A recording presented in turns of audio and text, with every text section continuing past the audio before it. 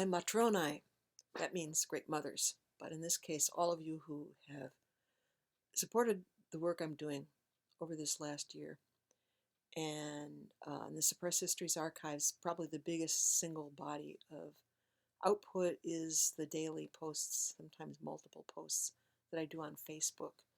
And so I encourage you to go over there, explore the photos section. It's a really easy way to just get a taste of all the content that's out there. You can pick out the subjects that you're interested in and explore that way.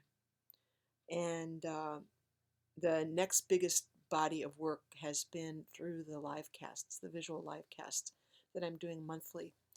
And I just want to remind you who are donors for my Matronae that you get access if you subscribe at $10 a month or more. You get access to the monthly livecasts just by requesting them. And if you can't make the time, then their recordings are up for a certain number of weeks.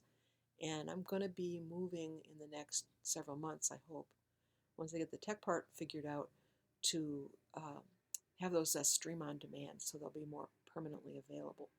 So that is one of the things that I have to work on end of this year. But so far this year, we had a bunch of new visual live casts. I'm developing these all the time.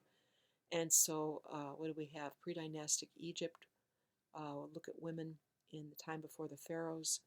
We did one on Kemetic goddesses. Ancient Britain, Etruscan women. There was modern imaginings of the witch, which just happened recently in the big Witch Month blowout that I did in October, and over across to All Saints Day, All Souls Day, I guess it was. So anyhow, the other content that's coming out is the History Sibyl audio podcasts. I started this account the end of last year, and I'm starting to add more material into there.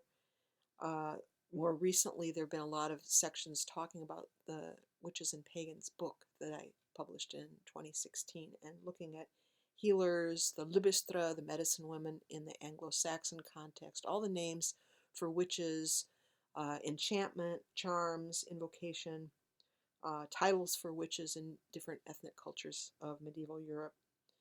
And Old Women and Hittite Queens is another of the podcasts that you can look at. Just go to the Suppressed Histories page if you want to access this. That's the easiest way. And you can navigate over there to where it says podcasts. And then also there are some blog posts up. I did a couple photo essays.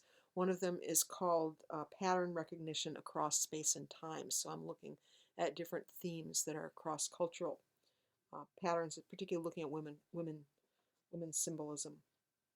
Another post on the serpent goddess in the tree, which survived in medieval Europe within a Christian context, but still a pagan theme.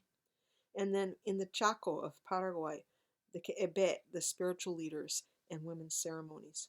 So those are some of the photo essays you can look at on the Veleda blog. And so, meanwhile, research continues. I'm getting a bunch of new scans done these days on a variety of topics, but especially research of Mary Kelly on women's fabric arts all over the world. And so those scans, and also I finally got the Matriculture Show scans labeled, so the digital files now have the information on them, which is really necessary. And so the Suppressed Histories Archives website is being reconfigured. There again, some tech things to solve. But when this goes live, the revisioned Suppressed Histories Archives pages, there's going to be 10,000 new pages that I have to create on navigational architecture to arrange all of those and to retitle and format and place all of those posts, which are ones that I've done over 10 years on Facebook, and now I've got them on the website. They just have to be configured. And so finally, this winter, I'm going to be working to complete my book, Pythias, Melissae and Pharmakides, Women in Hellenic Culture. And there's a whole wide spectrum of themes. We're looking at roots of Western Civ here. So, of course, there's patriarchy, There's also a ceremonial culture of women, goddesses, but also the oppression of the society and rape culture themes, which we still have with us. This is the roots.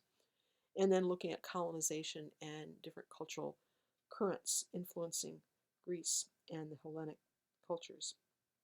And so on Patreon, I'm going to be starting to supply previews, chapter excerpts from that manuscript, and some of the graphics as well. I'll be sharing just to my Matronae that support my um, my Patreon.